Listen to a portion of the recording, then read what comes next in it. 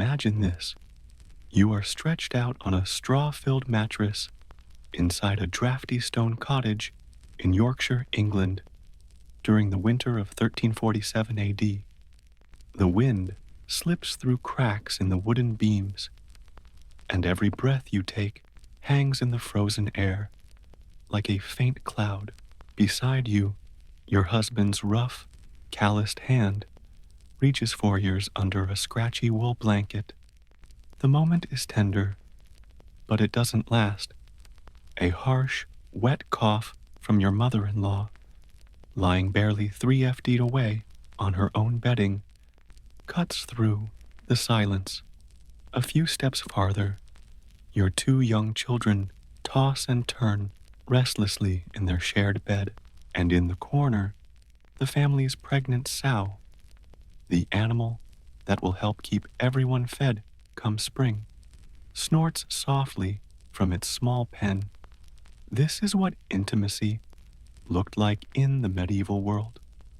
Fleeting moments, stolen between the snores of family members, quiet words hidden under the crackle of dying embers, and a constant reminder that every touch, every breath, was noticed by someone nearby.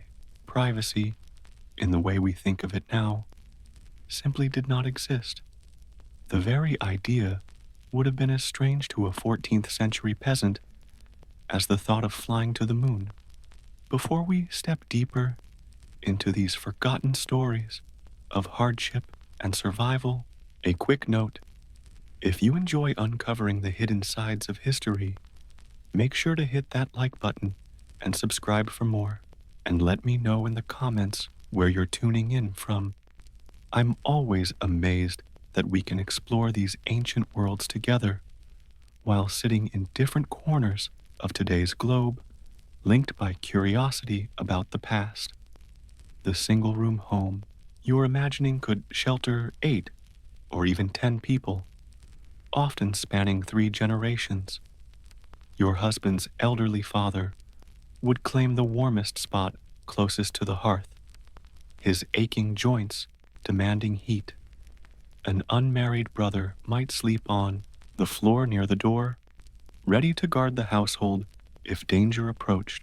If your family could afford servants, they might normally sleep in the barn with the animals. But in the bitter months of winter, even they would squeeze into this small space, a room barely bigger than a modern apartment bedroom. And yet, in these cramped and noisy conditions, married couples still found ways to show affection, to conceive children, and to nurture the bonds that held their families together. These methods were born out of necessity, passed quietly from mother to daughter or father to son, and preserved over generations. The design of medieval houses reflected this reality. Even among the wealthy, the great hall was the main gathering place for everyone in the household. Lords and ladies could retreat to a solar or private chamber, but even those rooms often held multiple relatives. Archaeological digs of 13th century manor houses in England show that bedrooms commonly contained more than one bed, with only thin curtains or wooden screens providing a little separation. For peasants, space was even more limited. The single room of their cottage had to serve as kitchen, dining hall, workshop, and sleeping quarters. The hearth was the heart of the home, the only source of light and heat, and so it became the natural center for every daily task. Furniture was scarce, perhaps a table that could be taken apart when not in use, a few stools, and the family's prized beds. The bed itself was not about comfort, it was about survival. Frames were built high to escape drafts and vermin. The mattress, usually just a sack stuffed with straw, feathers, or rags, was covered with whatever fabric could be afforded. Wealthier families might sleep on linen sheets, while poorer ones had only rough wool or coarse hemp. In many homes, several families shared one set of bed linens, which might be washed just once a month if water was available. But physical hardship was only half the struggle. Medieval life was also bound tightly by religious and social rules. The church taught that sexual desire was sinful, to be allowed only within marriage, and strictly for the purpose of producing children. Open displays of affection were generally disapproved of, and married couples were expected to keep their relations modest and discreet. These moral restrictions created a whole system of unspoken rules and quiet signals. A husband and wife might communicate their intentions through gestures that looked harmless to others, a hand that lingered a moment too long while passing, a cup of ale, a quick glance exchanged across the fire, or a softly spoken excuse to check on the animals in the barn. These coded exchanges had to be read correctly by the partner, while at the same time going unnoticed by parents, siblings, or servants who were always nearby. Timing was everything. Daily life followed a rhythm set by the seasons and the demands of farm work. During harvest, when every able body worked from sunrise to sunset, tiredness often outweighed desire. Winter made things even harder. The bitter cold made undressing risky. The short daylight hours crowded all activities into a brief window by the hearth, and the closeness of shared living meant that even the faintest sound could be overheard by sleeping relatives. Spring offered more chances. With longer days and warmer air, couples could slip away to the fields under the pretext of gathering herbs or checking on crops. The woods gave secluded places for secret meetings, but these encounters came with dangers of their own: bandits, wild animals, or the risk of being spotted by neighbors whose gossip could quickly reach the local authorities. Summer carried its own balance of freedom and limitation. On one hand, the long workdays sometimes left couples alone together in the heat of midday, while others rested in the shade. On the other hand, harvest season brought more laborers into the household, hired workers, relatives from nearby villages, and migrants, all of whom added to the crowding of already limited spaces. On top of these practical challenges, the Church imposed further boundaries. The medieval Catholic calendar restricted marital intimacy during many feast days, fasting periods, and seasons of penance.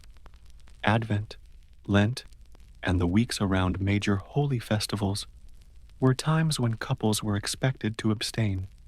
Even beyond that, Wednesdays, Fridays, and Sundays were off limits, leaving only 4 days a week when relations were officially permitted. Pregnancy added another set of rules. Church teaching required couples to stop once a woman's pregnancy was visible. After childbirth, there followed a period of purification lasting about 40 days, during which intimacy was forbidden. Yet these enforced pauses often deepened longing and made reunion more intense once restrictions were lifted. The midwife played a central role in navigating this hidden world. She was usually the only person in the community with detailed understanding of women's bodies and fertility cycles. Women sought her advice quietly on timing, positions, and even methods of avoiding pregnancy, matters that could not be spoken of openly. Her presence at a birth also gave women one of their rare chances to speak honestly about intimate life, whispered while their husbands and male relatives waited nervously outside. Children, however, posed perhaps the greatest obstacle to privacy. In most homes, sons and daughters slept in the same room as their parents until well into their teenage years. Separate children's bedrooms were practically unknown, except in the richest households. Small children usually didn't notice much, but older ones required a careful balance of silence and education. They were gradually taught to ignore certain movements or sounds, and to recognize that some things belonged only to adults. Parents, for their part, learned to be quiet and still, carrying on their intimate lives with as little movement and as much silence as possible, in spaces no larger than a whisper. To help with this, bed curtains served more than one purpose.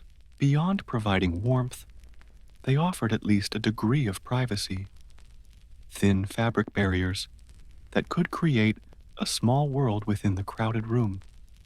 These thick curtains, often the most valuable item in a peasant household, created more than just warmth. They provided a mental shield that allowed couples to imagine a private world, even while family members were only a few feet away. The fabric dulled sound and blocked direct lines of sight, forming a fragile cocoon of closeness within a hard space. Still, even behind these curtains, couples faced the harsh realities of medieval life. Bodies that had not been washed for weeks or even months, clothes worn day and night, and the constant irritation of insects and vermin all turned intimacy into something that required planning and patience. Bathing was a luxury, reserved for special occasions, perhaps once a month for the wealthy and far less often for the poor. The seasons shaped patterns of intimacy in natural ways. Winter nights were long and bitterly cold, making the shared warmth of the marital bed as practical as it was emotional. Spring brought renewal and energy after the struggles of winter. Summer allowed couples to seek privacy outdoors, while autumn harvest feasts gave rare moments of joy and relaxation that sometimes spilled into affection. Economic circumstances also played a major role. During times of scarcity, when food was short and survival demanded every ounce of strength, desire could fade under the weight of hunger, cold, and fatigue. But after a good harvest or a successful trade, renewed prosperity often lifted spirits, which in turn encouraged closeness between partners. Alcohol, too, shaped medieval intimacy. Beer and ale were safer to drink than water in many places, so mild intoxication was a normal part of daily life. Weddings, harvest festivals, and religious holidays brought plentiful drink, loosening restraints and giving couples moments of freedom they rarely enjoyed otherwise. These gatherings often meant more bodies crowding into small spaces, but the seasonal rhythms of medieval life also created chances for privacy. During summer, herds were taken to far-off pastures, and shepherds slept in the fields. Young men might spend weeks away at markets or fairs. These absences left fewer people in the household, offering married couples short periods of solitude. Practical economics also delayed many marriages. Men and women often had to wait until their 20s or 30s to save enough to form a household. This long wait built up desire and anticipation, all of which had to be controlled under Christian rules and community expectations. Arranged marriages were common across every class, though the level of family control varied. Even in these unions, affection and trust were expected to grow over time. The bonds created through shared hardship and daily cooperation were often far stronger and more lasting than the passionate but unrealistic romances described in medieval tales. Legally, marriage gave husbands broad power over their wives' bodies and behavior. Canon law demanded that wives meet their husbands' sexual needs, but at the same time, it restricted intimacy to reasonable frequency and to the purpose of conceiving children. This contradiction produced tension and confusion that couples had to manage behind closed doors. Ideas about women's sexuality were shaped by a mix of ancient medical writings and Christian teaching. Women were believed to be naturally more lustful than men, requiring constant control. Yet these same sources also claimed that a woman's pleasure was necessary for conception, producing a confusing blend of desire, duty, and guilt that hung over many relationships. One striking example of how society tried to manage sexual urges was the practice of bundling. Courting couples were sometimes allowed to share a bed, but fully clothed, and occasionally even tied together to prevent misconduct. Such elaborate customs show the lengths to which medieval communities went in order to balance human desire with moral and religious rules. This practice, especially common in Northern Europe, allowed young couples to experience physical closeness while, at least in theory, keeping their virginity intact. Contraception, though officially forbidden by the Church, was quietly practiced across medieval Europe. Women shared knowledge of herbs and methods that could either prevent conception or end early pregnancies. This hidden network of female wisdom passed from mothers to daughters, from midwives to their patients, creating an unofficial system of knowledge that stood in quiet defiance of religious law. Meanwhile, the medieval idea of courtly love spread through poems and songs, painted a glamorous picture of romance that bore little resemblance to the realities of married life. These stories could inspire hope, but also stir frustration, as real couples tried to nurture affection under the daily weight of duty, poverty, and community expectations. The changing design of medieval homes gradually reflected new attitudes toward intimacy and privacy. Over time, separate bedrooms began to appear. Chimneys allowed heat to reach multiple rooms.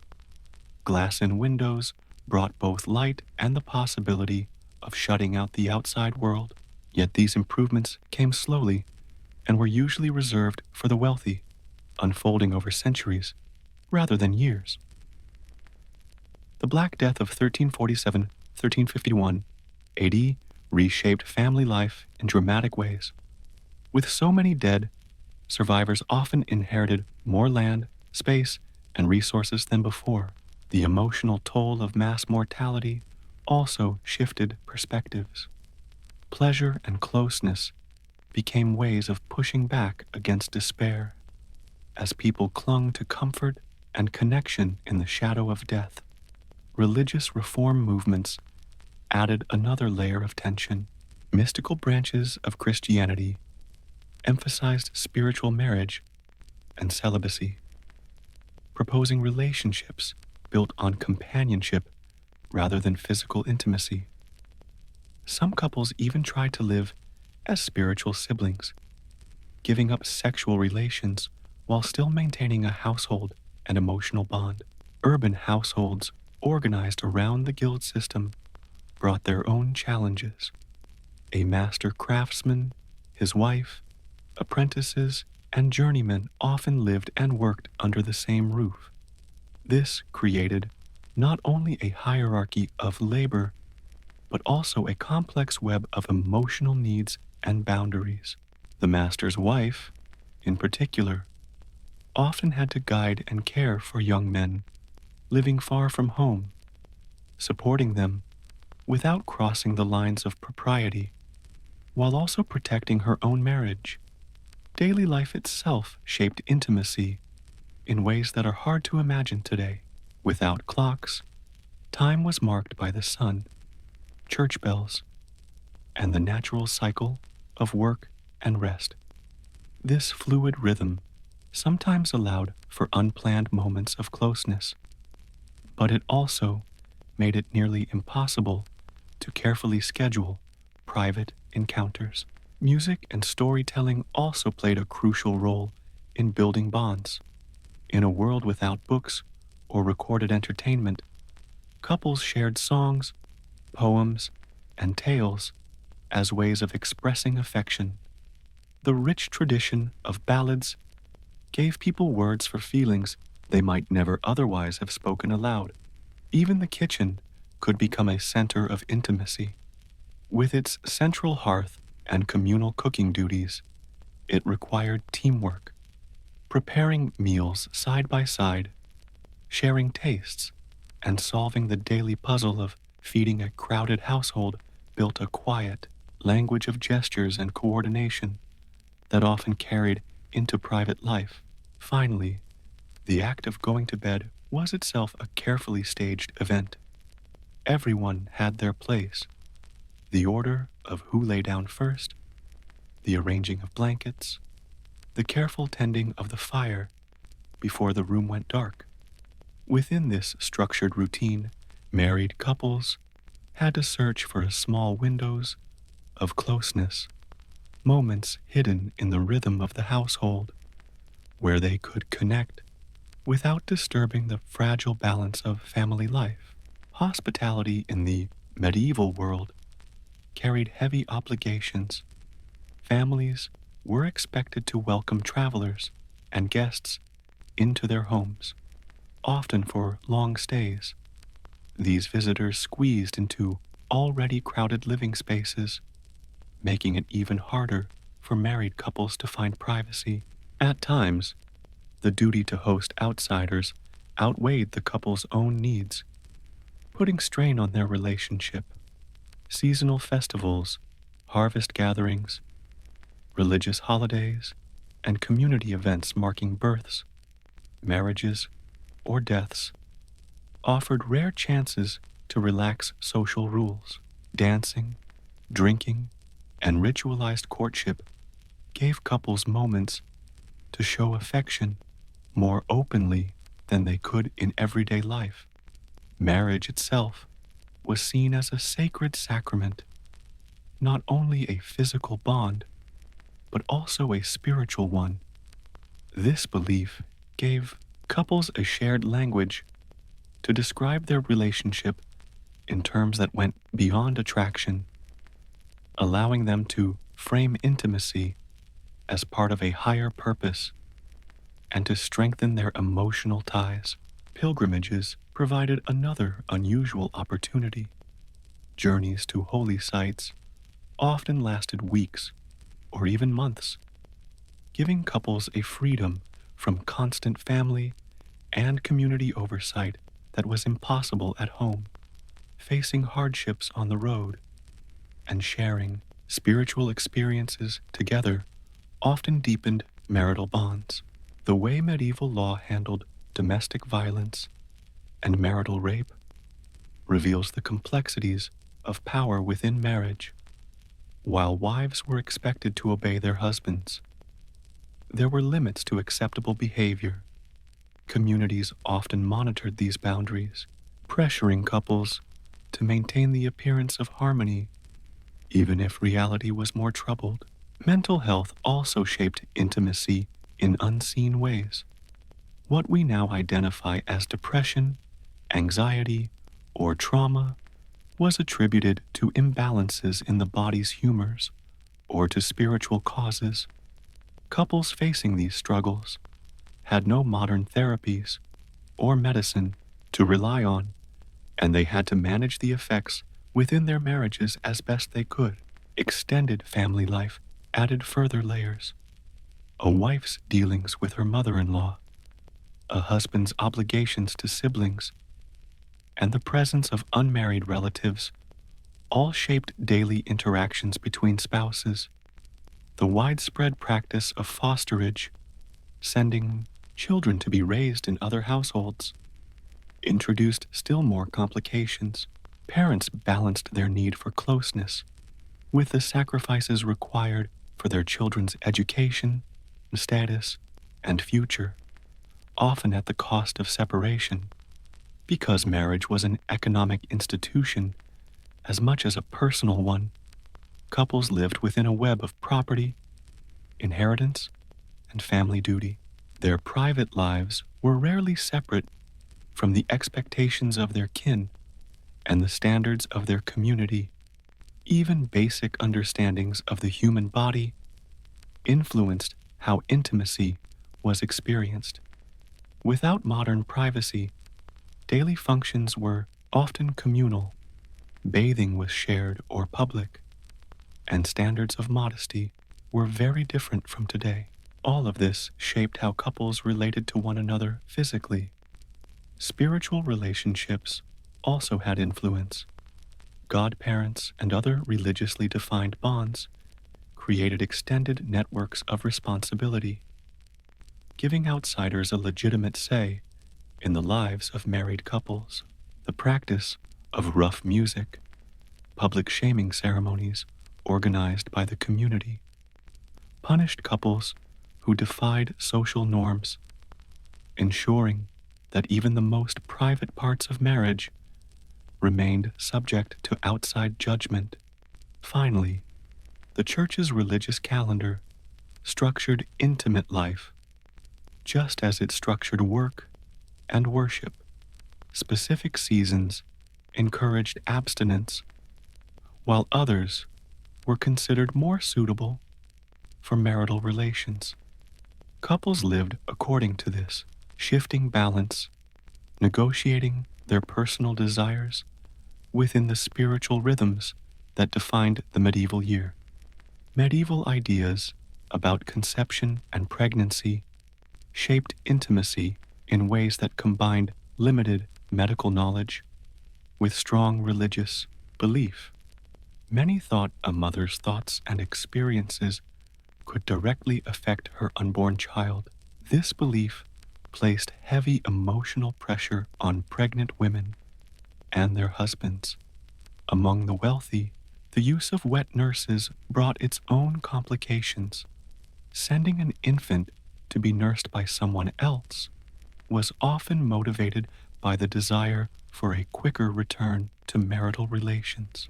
Yet this decision also created emotional distance between parents and child and introduced new social obligations that affected the couple's private life. Loss was another defining reality. With high infant and child mortality rates, couples often endured grief together. They had to balance mourning with the effort to maintain both physical closeness and emotional connection. Servants added further layers of complexity. Domestic staff were ever present, meaning they could witness private moments. Couples had to manage boundaries carefully with young servants while also overseeing the constant demands of household labor, all of which shaped how intimacy could be lived. Arranged remarriage after the death of a spouse also posed challenges. Widows and widowers were expected to build new bonds while still honoring the memory of their late partners. Religion was central to intimate life. The church taught that marital intimacy could be holy if practiced with the right intention and behavior. Confession reinforced this, since couples had to reveal their sexual sins to a priest. placing their private relationship under clerical judgment and guidance. At the same time, medieval culture allowed for spiritual friendships, deep emotional ties between people of the same sex. These bonds could support a marriage by providing outlets for affection, but at times they competed with the closeness of the marital bond. Honor and reputation extended into the private sphere as well. A couple's ability to appear properly married was crucial for their social standing and even for their economic prospects. Warfare also shaped intimacy. Men often left home for campaigns, while soldiers sometimes arrived seeking shelter. The ever-present threat of violence created constant strain on couples trying to preserve a sense of private life. Apprenticeship and service, both common in medieval households, added more complications. Young people from outside families lived under the roof of married couples, creating relationships that blurred parental and professional roles and influenced the emotional climate of the household. Old age carried its own expectations. It was widely believed that sexual desire faded naturally over time, and this view gave couples a framework to understand and accept changes in their relationship as they grew older. Popular magic also played a role, often in conflict with official church teaching. Love potions, fertility charms, and protective amulets were widely used as alternative ways to manage intimacy and marital challenges. Pilgrimages stood out as moments when couples could experience both spiritual and physical closeness. These journeys offered temporary freedom from community scrutiny, and the shared hardships of travel deepened emotional bonds. Dreams, too, were taken seriously. They were seen as carrying both psychological meaning and spiritual messages, and couples often interpreted them as part of the guidance shaping their intimate lives.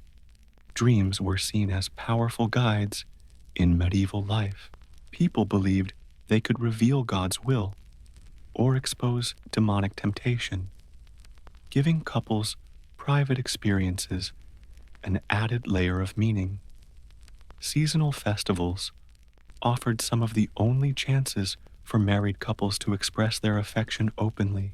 During harvest feasts, religious holidays, and other celebrations, dancing, drinking, and ritualized courtship gave them freedom from the strict limits of daily life.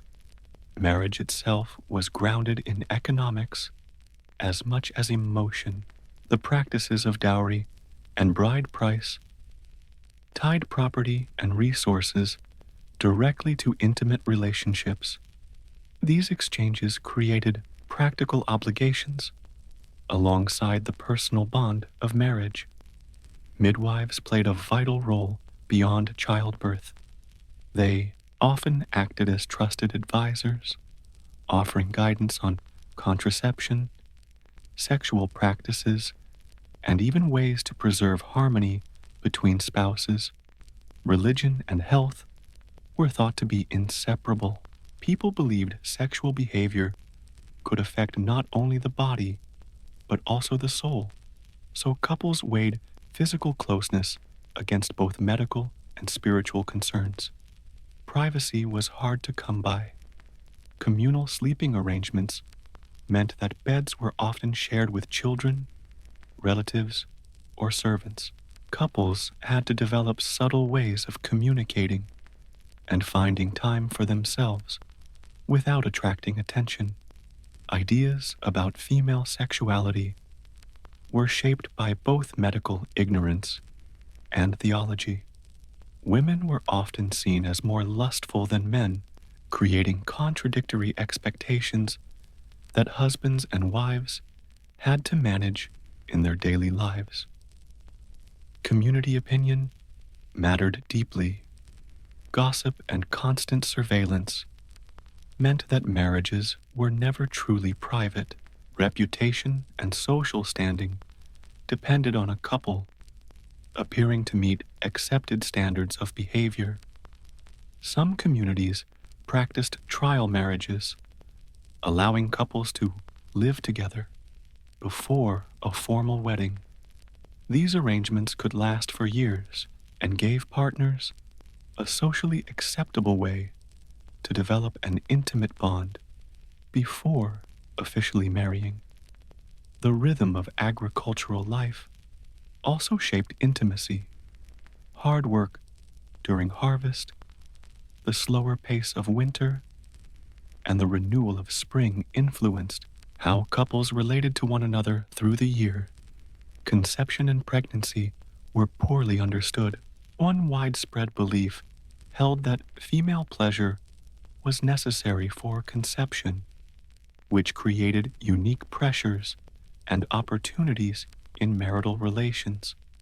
Extended families often lived under the same roof, making privacy rare. Parents, siblings, and other relatives all shaped the dynamics of intimacy, as couples had to balance their personal needs with family responsibilities. Fosterage and apprenticeship created further strain. Sending children away for education or training often meant long separations that affected both parental bonds and family intimacy. Religious observance set strict patterns of abstinence and closeness. The church designated many times of the year as unsuitable for marital relations, forcing couples to manage their private lives around a calendar of sacred restrictions. Everyday life also brought challenges, with little privacy for basic bodily functions and communal practices for hygiene. Couples navigated intimacy in ways modern people would find difficult to imagine. Music and storytelling provided a way to express love when direct words or actions weren't possible. Romantic ballads and the culture of courtly love created poetic languages for affection, though they often described idealized relationships far removed from daily reality. Arranged marriages were common, requiring couples to build intimacy within frameworks set by family and society. Personal feelings had to be negotiated alongside duty and expectation. Through all of this, the great festivals of the year remained essential. They gave communities a chance to ease social rules, and for couples, they provided rare opportunities to show affection more openly than usual. Festivals gave couples rare chances to relax the rules. Dancing, drinking, and playful rituals allowed husbands and wives to show affection more openly than usual. Yet the medieval view of sin and redemption shaped intimacy in complex ways. People believed that marital love could be sanctified if practiced with the right intention, creating both boundaries and a path for spiritual meaning in physical closeness. Picture a Yorkshire cottage in 1347 AD. The fire is fading, the wind rattles, the timber walls, and within the crowded space, you and your husband find a way to love each other. Privacy is scarce, yet intimacy lives in the brush of fingers under coarse wool, in shared breath in the cold air, and in the silent understanding that this fleeting moment belongs only to the two of you. For medieval couples, survival itself demanded patience, invention, and acceptance of limits. Within those limits, they built families, created bonds, and sustained affection through hardships that would seem unbearable today. Their love was not the dramatic passion of poetry, but something more enduring, a quiet flame that survived in a world where privacy was rare and love had to be chosen anew each day. Couples relied on subtle codes to preserve intimacy. Touches, gestures, and glances formed a secret language. A wife might brush her husband's hand when handing him bread, holding on just a heartbeat longer. He might shift slightly on a bench, creating a sliver of space that carried hidden meaning. Over time, these micro gestures became a finely tuned system of communication. Margaret de Clare, wife of a minor nobleman in 14th century Gascony, left letters that show how far this could go. Writing to her sister in 1356 AD, she described how she and her husband used coded phrases to speak of private matters, even in front of others. A comment about checking the grain stores meant a desire for privacy, while the fire burns low signaled that plans should wait until another night. Even household design played its part. Beds were positioned so a couple could exchange glances across a room while still keeping appearances. Religious icons, family tapestries, and carved crosses not only marked the home's sacred space, but also served as visual markers in this silent language. Foreplay looked different than in modern times. It often began long before a private moment was possible. A husband might help his wife with her clothing, steady her as she carried a heavy load, or drink from the same cup at a meal. Each action carried social approval, yet quietly built closeness. Evening prayers added another layer, kneeling side by side, repeating sacred words. Couples shared physical nearness that deepened their bond. The seasons added their own rhythm. In spring, working the fields together meant bodies moved in sync, hands brushed while planting, and heat encouraged lighter clothing. Summer offered outdoor privacy, but long daylight hours shortened the night, forcing couples to seek twilight. Moments before full darkness came, harvest season often left people too tired for romance. Yet it also gave cover for slipping away under the excuse of checking a distant field. Winter brought its own challenges. Undressing could be dangerous in the cold, yet the shared warmth of a bed turned survival itself into intimacy. Under layers of clothing and blankets, couples learned to take comfort in the press of bodies and the steady rhythm of breath in the dark. The medieval sense of time shaped how couples managed intimacy. Without mechanical clocks, life followed the sun, the tolling of church bells, and the cycle of work and rest. People could not schedule private moments with accuracy, but this looseness sometimes opened the door to spontaneous closeness. Even the bells themselves became part of the unspoken rhythm of married life. The bell at dawn, summoning people to work, signaled the end of night's privacy. The evening bell for vespers hinted that if the household quieted down, intimacy might become possible. Couples learned to read these cues as part of the delicate choreography of their lives. Bathing, though rare, also offered unique chances for closeness. Full baths were uncommon, but even the weekly washing of hands and face created openings for care and affection. Helping a spouse wash hair, scrub their back, or clean places they could not reach turned a practical duty into an act of tenderness. Food carried its own language of intimacy. In a world where hunger was constant, the way food was shared spoke volumes. A wife might set aside the best piece of meat for her husband, while a husband might bring home honey or a rare spice as a surprise. These small offerings were both socially acceptable and deeply personal. Scent also played a role in attraction. With infrequent bathing and no perfumes as we know them, couples grew familiar with each other's natural smell. Sharing bedding and clothing deepened this sensory bond, creating a form of closeness even when touch was not possible.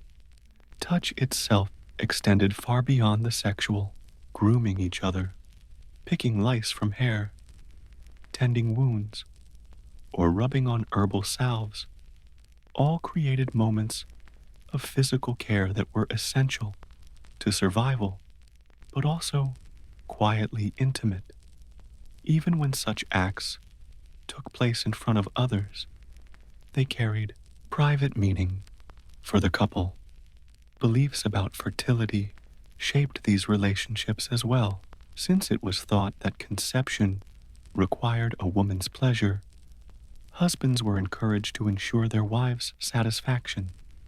At the same time, this belief created pressure in conditions that were often uncomfortable or exhausting.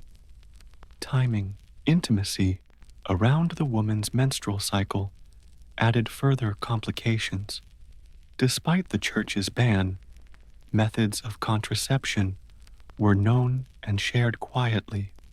Women passed down recipes for herbal remedies, advice on timing, and other techniques in whispers exchanged between mothers, daughters, and trusted friends.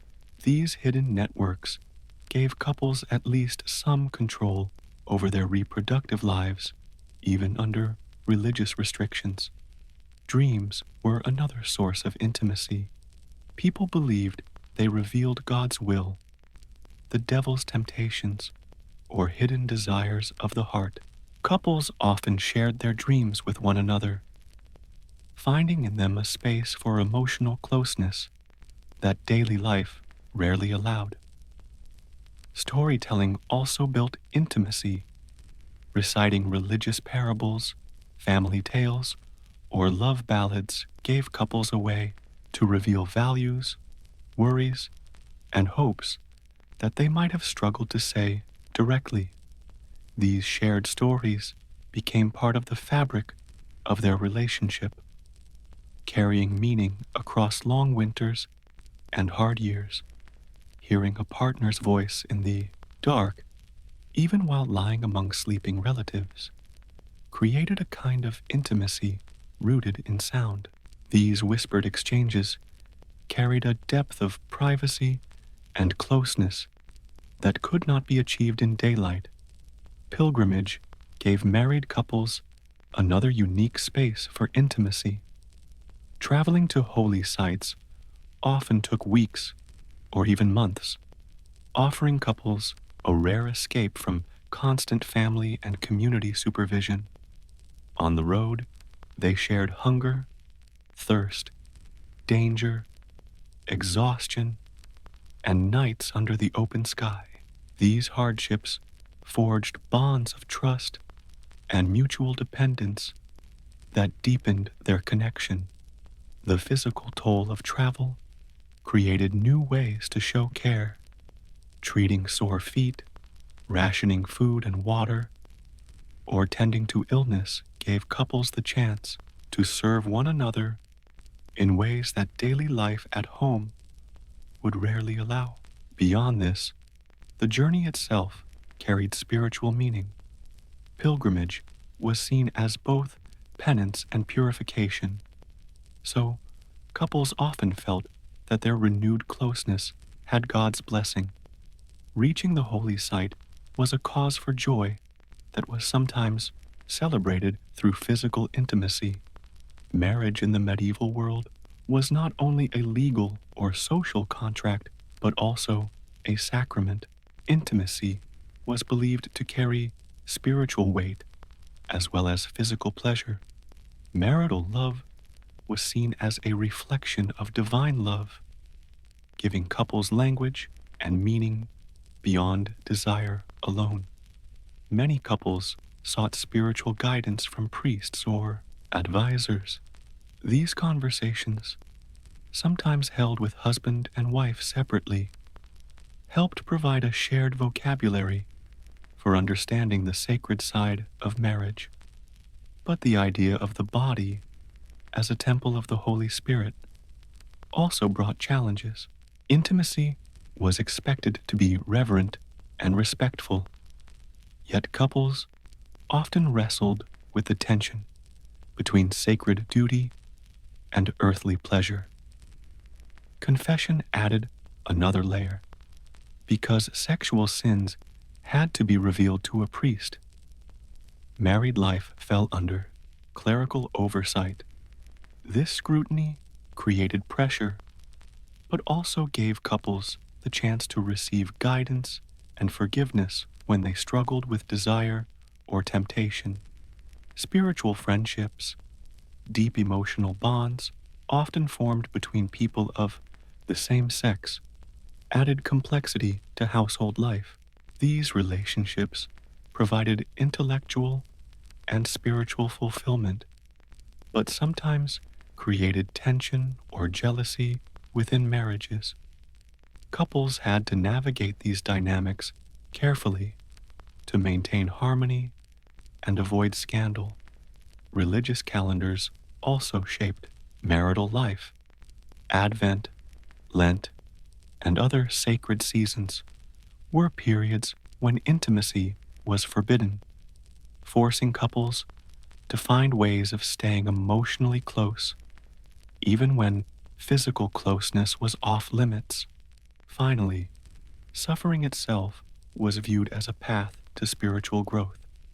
Many couples believed that the frustrations of limited privacy, strict religious rules, or long periods of abstinence were not just obstacles, but chances to grow stronger together, spiritually as well as emotionally.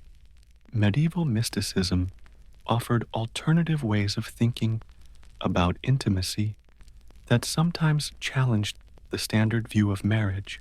One striking example was the idea of spiritual marriages, where a husband and wife chose to give up physical relations but kept a deep emotional and spiritual bond. For some couples, this became a model for understanding their union in purely sacred terms. The structure of medieval households also shaped intimate life. Families were rarely made up of just parents and children.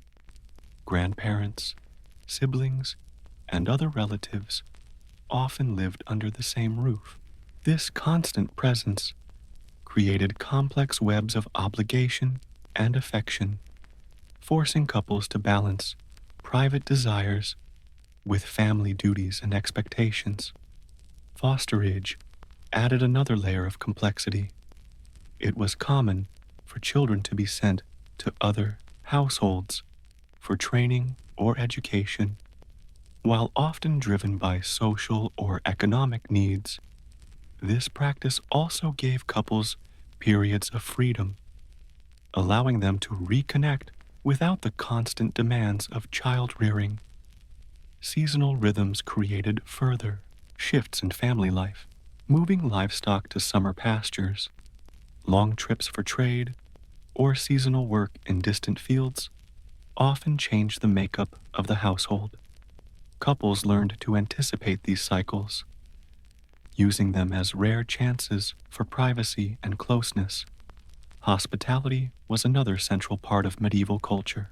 Families were expected to welcome travelers or guests, sometimes for weeks or months at a time. This disrupted privacy, but also gave couples opportunities to work together as partners in managing the household and showing generosity to outsiders. Entertainment brought more light-hearted opportunities for connection. Music, dancing, games, and storytelling created moments of shared joy. Publicly, These activities were seen as harmless fun, but privately, they built emotional intimacy and strengthened bonds through laughter and play. Gender roles in medieval society also shaped intimacy. Wives were expected to be submissive to their husbands, which often created imbalances of power. Yet these roles also set clear expectations of duty and obligation, which gave couples a framework to navigate their relationships. Courtship traditions, even within arranged marriages, softened some of these edges. The exchange of gifts, shared meals, and carefully managed moments of physical closeness allowed couples to grow more connected both before and after marriage. Love itself was understood differently. It was seen less as a fleeting emotion and more as a virtue to be practiced and cultivated.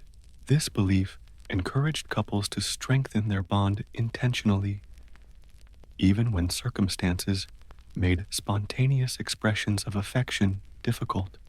Women's central role in managing the household economy also reshaped intimacy. Husbands and wives depended on each other, not just for companionship, but for survival, planning harvests, budgeting scarce resources, and safeguarding the future of the family. This mutual responsibility created respect and strengthened their partnership beyond physical attraction. Medicine and care also became powerful expressions of intimacy. Treating illness or injury required hands-on attention. Applying herbal remedies, tending wounds, or offering comfort in sickness were forms of touch that combined necessity with tenderness. Death, always near in medieval life, left a deep imprint on relationships. The fragility of life gave urgency to love, pushing couples to cherish what time they had. When loss came, funerals and mourning rituals gave space for love to be expressed openly through shared grief, memories, and gestures of comfort. Finally, religious belief shaped how couples understood their bonds in the face of mortality. Marriage was viewed as temporary, a state that would change in the afterlife. The promise of resurrection and eternal life meant that many couples saw their love as something that reached beyond earthly limits, continuing in a new form after death. The guild system of medieval Europe added another layer of complexity to married life. Belonging to a guild was not just a professional duty, but a social identity, and participation in guild feasts, processions, and collective responsibilities often shaped the rhythms of home life. Husbands and wives had to balance their private needs with the public obligations that came from belonging to these professional communities. Apprenticeship brought even greater challenges. When young men or women from other families were taken into a household for training, the master and mistress assumed roles that were both professional and parental. These added responsibilities, along with the emotional entanglements that sometimes followed, created household dynamics that inevitably touched upon the intimacy of the married couple themselves. Warfare introduced its own seasonal rhythm to intimacy. Men were often called away for campaigns, leaving wives to manage the household alone. At other times, soldiers returned from war seeking shelter, or entire communities lived under the threat of raids and violence. Each of these circumstances reshaped how couples experienced closeness, whether through absence, disruption, or the sheer necessity of mutual endurance. Honor and reputation hung over every private act. A family's standing in the community was fragile, and scandal could ruin livelihoods as well as personal lives.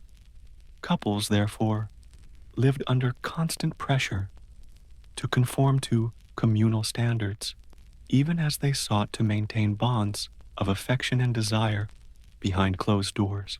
Trade and commerce, however, often created new opportunities for intimacy.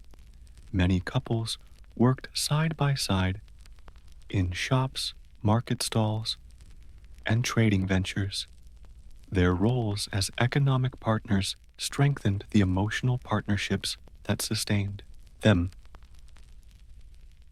Education became another point of negotiation within marriage.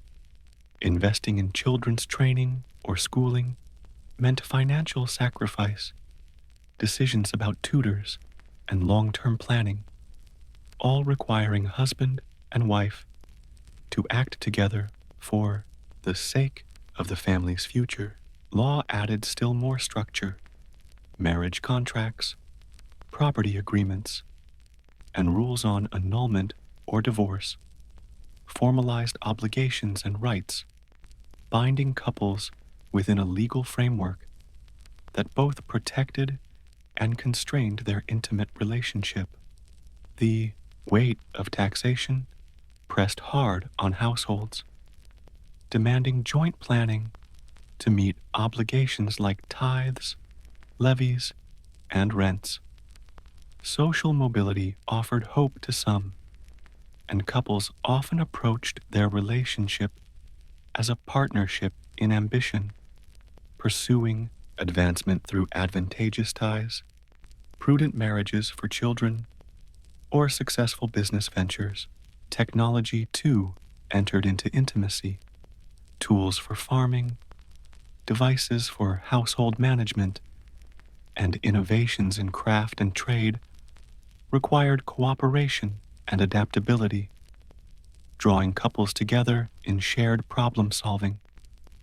Record-keeping ensured that these relationships left traces for us to study today.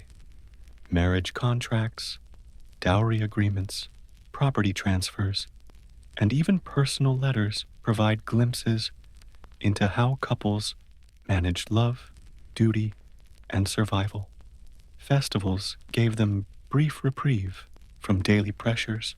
During feast days and fairs, dancing, drinking, and playful rituals of courtship allowed husbands and wives to show affection more openly than was usually possible. Music was another language of intimacy. A shared song, a familiar melody, or a performance offered couples ways of communicating feelings that spoken words could not express. For literate men and women, letter writing became an even more direct form of intimacy, carrying private codes, subtle references, and heartfelt messages across distances of war, trade, or pilgrimage. Beliefs about the stars shaped relationships as well. Many thought celestial patterns influenced moods, fertility, and harmony within the household. Superstition and folk practice further colored intimate life. Couples might choose or avoid certain days for physical union, exchange charms, or observe protective rituals to safeguard their love and their children. Gift-giving was another rich language of affection. A token made by hand, a piece of food carefully saved, or a personal object exchanged could carry meanings that were both public and private. Memory finally bound it all together. In a world where loss and separation were common, remembering past moments of joy, promises made, or hardships endured became a vital way of keeping intimacy alive. Remembering played an essential part in medieval intimacy. Husbands and wives had to keep track of important dates, family obligations, and shared milestones, all of which strengthened their sense of a joint identity. This memory work extended into the art of storytelling. Couples often shaped their relationship into shared narratives through private jokes, family tales, or small myths of their own making that gave their union a sense of uniqueness and permanence. Religion structured daily and seasonal rhythms of intimacy just as it did every other aspect of life. Feast days, fast days, and long stretches of penance set the boundaries for when affection could be openly expressed and when it had to be restrained. These cycles reminded couples that their relationship was never purely private, but always connected to the greater framework of Christian belief and practice. The wider community also played a powerful role. Marriage was supported and watched by networks of neighbors, friends, and extended family. Couples had to balance personal needs with their duties to others, whether through offering hospitality, helping with harvests, or joining in village festivals. Community also shaped how disputes were handled. Conflicts within marriage could be taken to mediators, priests, or customary courts, allowing couples to seek resolution without tearing their bond apart. Virtue was seen as something to be cultivated, and marriages were measured against shared standards of Christian behavior. The pursuit of patience, fidelity, and humility gave couples a common moral vocabulary. At the same time, medieval literature offered powerful cultural models.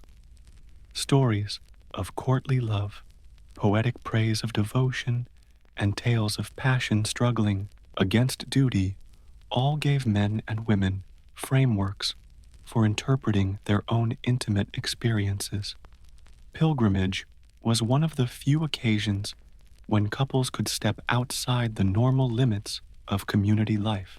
Traveling together for weeks or months, they shared both hardship and wonder, caring for one another on the road, tending wounds, sharing food, or comforting in times of fear, deepened bonds that daily routine often left unspoken. Illness also offered moments of closeness, providing remedies, sitting at a bedside, and rejoicing in recovery allowed love to take the form of care and service. The rhythm of agricultural life created its own cycles, the exhausting pace of planting and harvest, the quiet togetherness of long winter nights, the hopeful renewal of spring. These shifts shaped how and when couples found time for intimacy. Time itself had a different meaning in the medieval world. Without precise clocks, people lived by bells, seasons, and the awareness of mortality.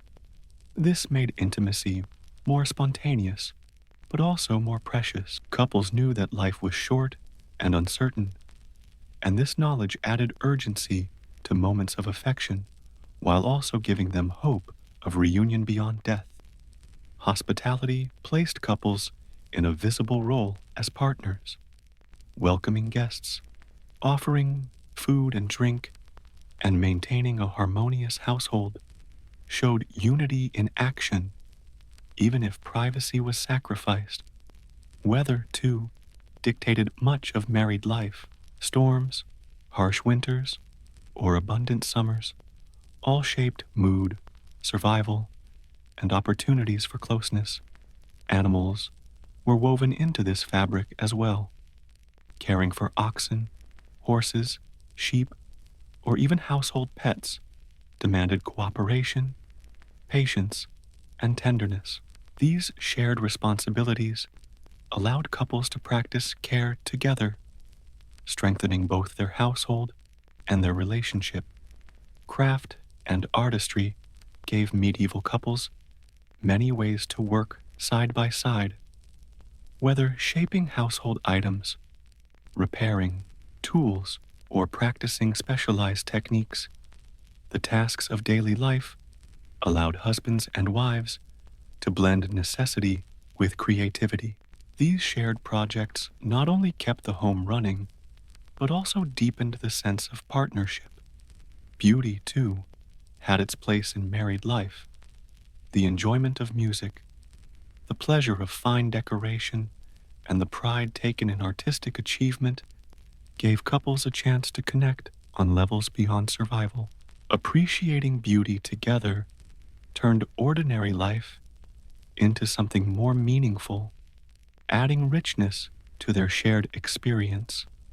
Seasonal celebrations also played a central role. Religious feasts, harvest festivals, and cultural traditions brought couples into the heart of community life, where they could express unity while honoring obligations to neighbors and kin. These occasions balanced public duty with private joy, allowing intimacy to flourish in a social setting. Medieval people also recognized that not everything about love could be explained. The sense of mystery, the acceptance that some aspects of affection defied reason, gave couples a way to approach their relationship with humility, wonder, and reverence. Spiritual practice offered another bond. Shared prayers, time spent in quiet devotion, or the discipline of meditation drew couples together on a level that surpassed physical closeness. Participating in Mass, keeping fasts, or whispering prayers at night created a spiritual rhythm that reinforced their intimacy. Light and darkness carried symbolic meaning that influenced how love was understood. Light was linked with divine presence, darkness with both danger and hidden mystery. The dance between shadow and illumination gave couples a language for interpreting the sacred side of physical intimacy. The cycle of seasons provided yet another framework. Spring spoke of renewal, summer of abundance, autumn of harvest, and winter of rest. These rhythms offered couples not only a guide for their daily work, but also a set of metaphors for the changes and stages of their own relationship. Silence, too, was valued. Moments without words, shared glances, the touch of a hand, quiet presence, were recognized as powerful forms of communication. Intuitive understanding built through silence gave couples a bond that spoken language could not always capture. Daily work tied all these elements together, coordinating tasks, dividing labor, and striving for common goals turned effort into expressions of love. Mutual service, even in mundane chores, affirmed commitment and strengthened the household partnership. Finally, the home itself was more than shelter. It was a sacred space. How it was arranged, how beauty was created despite limitations, and how routines and traditions were maintained, all spoke to the couple's devotion. Building and protecting that space together expressed their ongoing commitment to a shared life. The rhythm of the church year gave medieval couples many chances to share their faith, while also strengthening their closeness. Holy days, seasonal liturgies, and devotions tied to the calendar were not just religious duties. They were moments where husbands and wives could live their bond within the wider framework of faith and community. Medieval people also saw life itself as a journey, and this shaped how love was understood. Intimacy was viewed as a kind of pilgrimage that demanded patience, endurance, and trust. accepting hardships along the way, celebrating milestones together, and valuing the path as much as the destination allowed couples to see their relationship as a sacred adventure, not just a daily routine. And so, lying once again in that Yorkshire cottage in 1347 AD, with the wind howling against the timber walls, and your husband's rough hand searching for yours beneath a wool blanket, you realize something that modern comfort often hides. Intimacy was never about how much space you could claim, but about the space you chose to make for each other. Love was never about buying silence, but about creating understanding in the midst of noise. In a world where privacy did not exist, couples discovered that true closeness came from choosing tenderness, even when others were watching, from whispering words that everyone could overhear, but only two hearts could truly understand, and from finding holiness in the ordinary. In that small moment when two hearts beat together, sharing the same breath, the same hope, the same quiet defiance against a world that gave them everything except solitude, they found that this, somehow, was enough.